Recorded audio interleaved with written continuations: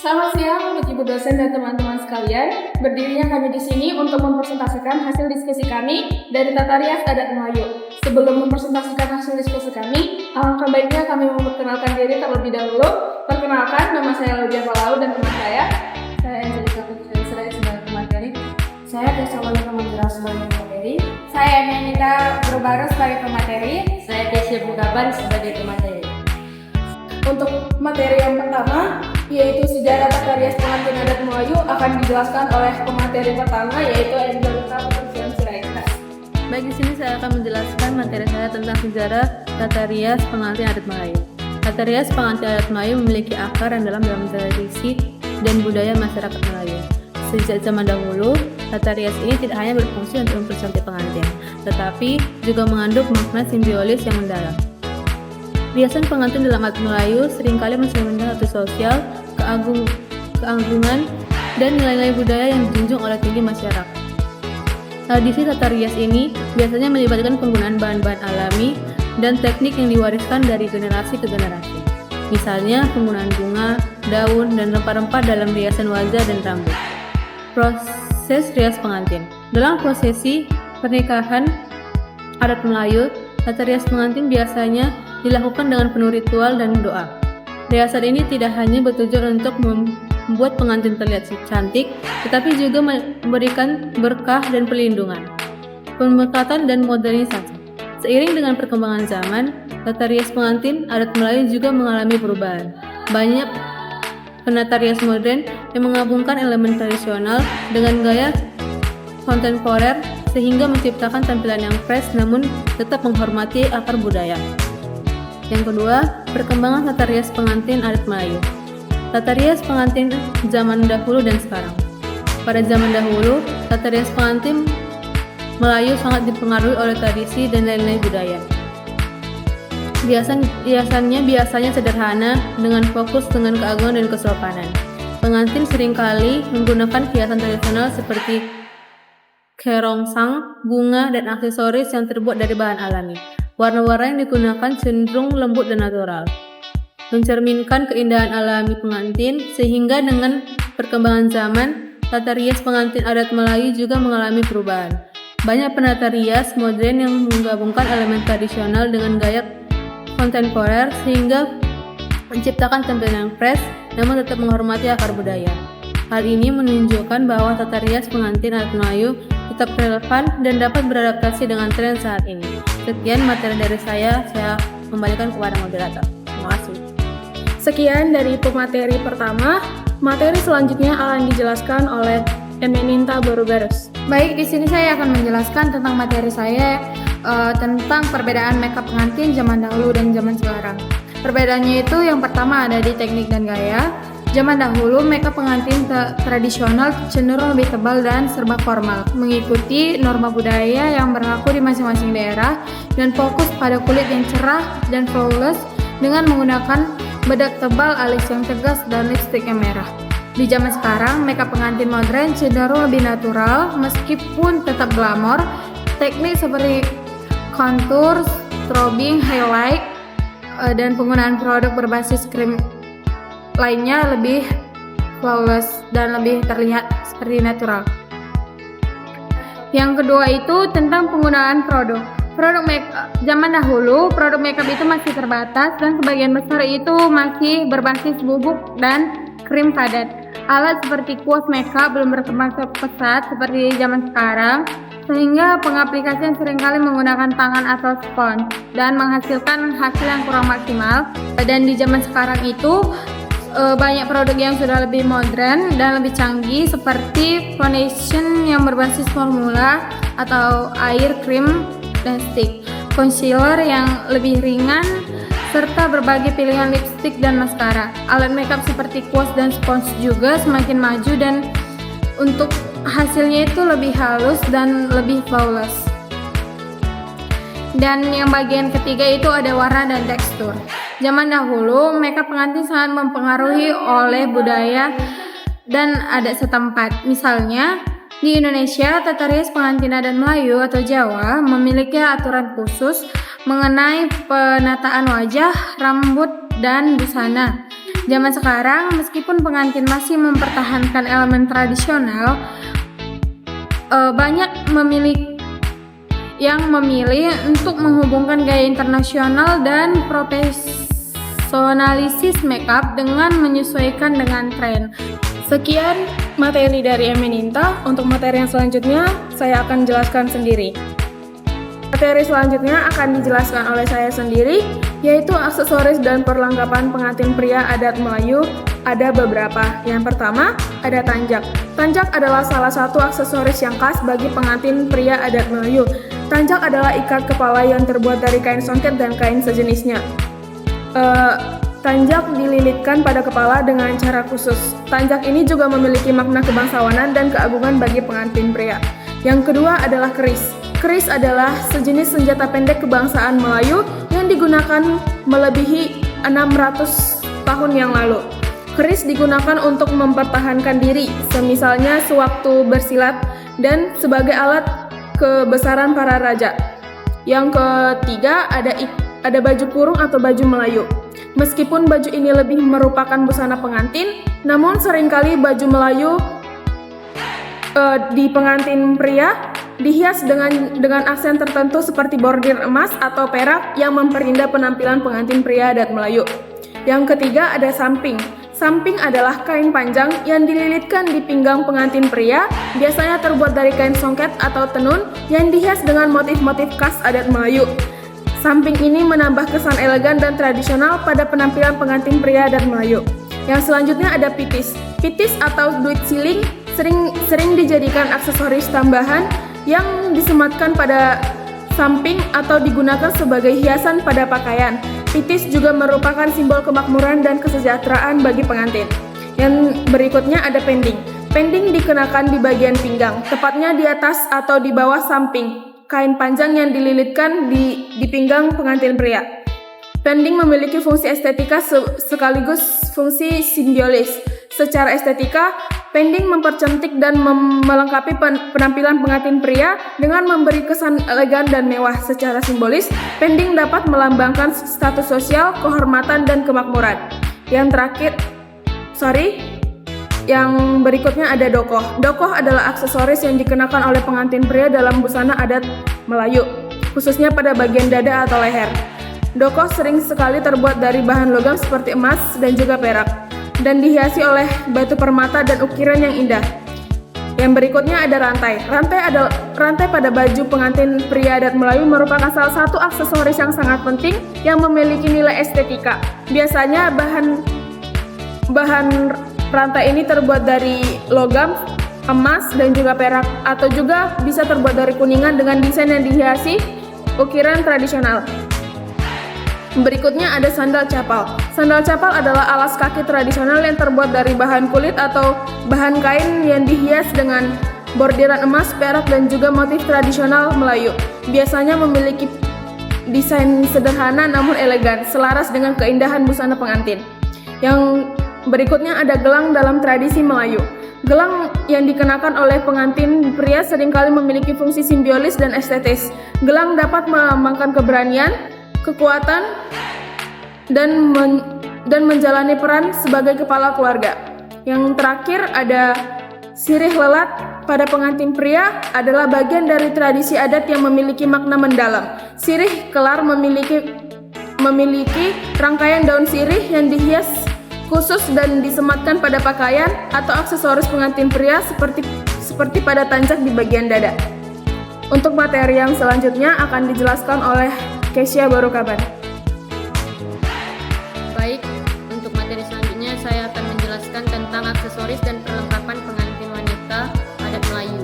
Jadi terdapat beberapa perlengkapan pengantin wanita di adat Melayu, antara lain yang pertama adalah jurai. Jadi jurai dalam tradisi Melayu ini merujuk pada hiasan yang berbentuk rumbai atau untayan kain yang sering digunakan sebagai pelengkap busana pengantin, terutama pada pakaian pengantin wanita. Jurai memiliki makna estetis dan simbolis yang penting. Jurai biasanya dipasang pada bagian bahu atau kepala tergantung pada desain pakaian adat setempat. Nah, yang kedua itu ada sunting atau mahkota. Adalah hiasan kepala tradisional yang dikenakan oleh pengantin perempuan dalam budaya Melayu, terutama pada upacara pernikahan. Suntiang ini biasanya berbentuk mahkota atau rangkaian aksesoris berhias logo emas, perak, atau bunga-bunga. Yang ketiga ada sundal capal. Sandal adalah alas kaki tradisional yang terbuat dari bahan kulit atau kain yang dihias dengan bordiran emas, perak, atau motif tradisional Melayu. Biasanya memiliki desain sederhana namun elegan, selaras dengan keindahan busana pengantin. Nah, yang selanjutnya itu terdapat kalung emas Melayu. Kalung emas Melayu ini adalah salah satu aksesoris penting dalam busana adat Melayu, terutama dikenakan oleh pengantin perempuan. Nah, kalung ini biasanya terbuat dari emas murni yang dihias dengan motif khas Melayu, seperti bunga, daun, atau ukiran tradisional. Kalung emas melambangkan status sosial, kemakmuran, dan keberuntungan. Penggunaan emas juga menunjukkan harapan akan kehidupan yang makmur bagi pengantin. Selanjutnya ada gelang dan cincin. Gelang dan cincin dalam budaya Melayu ini merupakan aksesoris penting yang dikenakan oleh wanita, khususnya pada acara istimewa seperti pernikahan. Keduanya memiliki fungsi yang estetis, simbolis, dan spiritual. Gelang emas atau perak melambangkan kekayaan, status sosial, dan keagungan seorang wanita. Semakin indah dan rumit desainnya, semakin mencerminkan kemuliaan pemakaiannya. Dalam adat pernikahan, cincin melambangkan ikatan suci antara pasangan. Cincin sering diberikan sebagai simbol cinta dan kesetiaan. Untuk materi selanjutnya akan dijelaskan oleh Eneminta. Baik, di sini saya akan menjelaskan materi saya selanjutnya tentang perbedaan pakaian pengantin Melayu dulu dan sekarang. Yang pertama itu perbedaannya ada di bahan dan kain. Zaman dahulu, pakaian pengantin Melayu tradisional biasanya terbuat dari kain tenun seperti songket, sutra, atau brokat yang dibuat secara manual dan dengan motif khas adat. Kain ini sering dihiasi benang emas atau perak untuk menjunjungkan kemewahan. Di zaman sekarang, pengantin modern lebih sering menggunakan bahan yang lebih ringan seperti satin, organza, atau tulle dengan tambahan bordir atau kain modern untuk tampilan elegan. Yang kedua itu perbedaannya ada di desain dan potongan. Zaman dahulu, desain pakaian lebih sederhana namun syarat dengan simbolisme budaya. Misalnya baju kurang atau baju kebaya dengan potongan longgar yang menunjukkan kesopanan dan kehormatan adat Melayu. Yang di zaman sekarang desain lebih variatif dan mengadopsi gaya internasional seperti gaun panjang atau potongan yang lebih modern dan ramping, tetapi tetap memadukan elemen tradisional seperti songket atau motif Melayu sebagai aksen. Perbedaan yang ketiga itu ada di hiasan kepala dan aksesoris.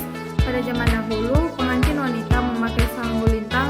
Ini hanya di beberapa daerah, atau hiasan kepala berbentuk bunga emas seperti perhiasan tradisional seperti dokoh dan cuku sanggul. Pengantin pria menggunakan tanjak atau destar. Di zaman sekarang, hiasan kepala menjadi lebih minimalis dan sering dipadukan dengan gaya hijab modern bagi pengantin wanita berhijab. Untuk pria, tanjak masih digunakan tetapi desainnya lebih sederhana dan dipadukan dengan jas. Yang keempat itu perbedaannya ada di warna pakaian. Zaman dahulu, warna pakaian pengantin Melayu biasanya dominan dengan warna-warna simbolis seperti emas, merah, hijau, dan ungu yang melambangkan kemewahan dan kemuliaan. Di zaman sekarang, pilihan warna lebih bervariasi termasuk warna-warna pastel atau seperti putih, krim, biru muda yang dianggap lebih modern dan elegan. Dan yang terakhir itu perbedaannya ada di pengaruh budaya asing. Zaman dahulu, pengaruh luar relatif kecil sehingga pakaian pengantin Melayu sepenuhnya mencerminkan tradisi lokal, dan di zaman sekarang itu tren global seperti gaun pernikahan ala barat atau busana muslim modern sering mempengaruhi desain pakaian pengantin adat Melayu.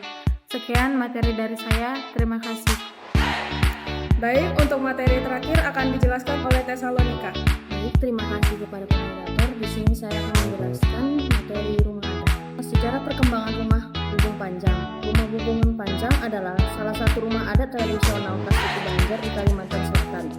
Rumah ini memiliki sejarah panjang yang mencerminkan kearifan lokal masyarakat Banjar serta pengaruh budaya Melayu dan Islam yang berkembang di wilayah tersebut. Asal-usul sejarah.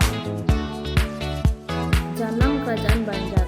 Rumah Gubungan Panjang mulai muncul pada masa kejayaan Kerajaan Banjar sekitar abad ke-16. Rumah ini digunakan sebagai rumah kerajaan atau istana bagi raja yang keluarganya. Desainnya yang megah dan khas mencerminkan status sosial serta fungsi rumah sebagai pusat pemerintahan dan simbol kebudayaan. Pengaruh Hindu-Buddha dan Islam. Sebelum Islam masuk ke Kalimantan Selatan, desain awal rumah ini kemungkinan besar dipengaruhi oleh budaya Hindu-Buddha. Hal ini terlihat dari struktur atap yang menyerupai bentuk gunungan yang dianggap suci dalam kepercayaan Hindu-Buddha. Fungsi simbolis dan filosofis. Atap Gubungan Panjang menjadi simbol keagungan dan kekuatan. Struktur atap yang tinggi melambangkan hubungan manusia dengan Sang Pencipta. Bagian dari rumah Gubungan Panjang. Pertama, rumah ibu. Tutup bumbung ibu, simbol hubungan dengan Tuhan. Tutup bumbung ibu yang terletak di puncak rumah seringkali diinterpretasikan sebagai simbol hubungan antara manusia dan Tuhan. Bentuk menara atau puncaknya menggambarkan hubungan vertikal yang menghubungkan dunia dengan langit dan dengan demikian menunjukkan pentingnya spiritualitas dalam kehidupan masyarakat Banjar. 2. Tebal layar. Tebal layar adalah elemen penting dalam desain rumah Gubungan Panjang yang berfungsi sebagai ornamen dan penambah kekhasan arsitektur. Pilih dalam konteks rumah Gubungan Panjang menunjukkan pada bagian rumah yang berfungsi sebagai dinding atau pemisah ruang. Dinding tingkap loteng. Dinding tingkap loteng dalam rumah Gubungan Panjang memiliki beberapa fungsi yang penting, baik dari segi fungsional maupun simbolis. Gendang atau papan cantik. Gendang atau papan cantik adalah elemen dekoratif yang terletak pada bagian atap rumah Gubungan Panjang. Tutup bumbung serambi atau pisang sesikat. Tutup bumbung serabi adalah elemen arsitektur khas yang diperuntukkan pada rumah Gubungan Panjang, khususnya pada bagian atap rumah. Secara fisik, tutup bumbung serabi berbentuk seperti puncak kecil atau kubah yang terletak di bagian atas atap. 2. Rumah dapur. Poin pertama, palang air. Palang air dalam rumah Gubungan Panjang adalah elemen penting yang terletak pada bagian atap rumah, berfungsi untuk mengatur dan mengalirkan air hujan dari atap ke saluran pembuangan. Poin kedua, tangga selang. Tangga selang dalam rumah Gubungan Panjang atau rumah adat Melayu berfungsi sebagai akses untuk naik dan turun ke bagian atas rumah. Ketiga, tangga belakang. Tangga belakang dalam rumah Gubungan Panjang memiliki beberapa fungsi penting yang berkaitan dengan struktur dan kehidupan sehari-hari penghuni rumah. Rumah Gubungan Panjang yang seringkali memiliki banyak ruang dan lantai memanfaatkan tangga belakang sebagai akses alternatif selain tangga utama. Terima kasih. Nah, sekian materi yang bisa kami jelaskan dan teman-teman saya jelaskan. Untuk yang terakhir ada kesimpulan. Tata rias adat Melayu merupakan bagian penting dari warisan budaya yang melambangkan keindahan, identitas, serta nilai-nilai yang hidup dalam masyarakat Melayu. Melalui sejarahnya, tata rias Melayu tidak hanya menjadi simbol kecantikan fisik, tetapi juga sebagai sarana untuk menunjukkan status sosial, adat istiadat, dan tradisi yang diwariskan dari generasi ke generasi. Perkembangan tata rias ini dipengaruhi oleh berbagai faktor, baik itu budaya lokal maupun pengaruh dari luar, yang berkontribusi dalam memperkaya estetika dan teknik tata rias tersebut. Pentingnya melestarikan tata rias adat Melayu tidak hanya terletak pada pemahaman estetika semata, tetapi juga dapat pemahaman tentang makna mendalam yang terkandung dalam setiap elemen-elemen riasan. Sekian, maaf jika ada kesalahan kata atau ketidaksempurnaan kami dalam membuat video ini. Terima kasih.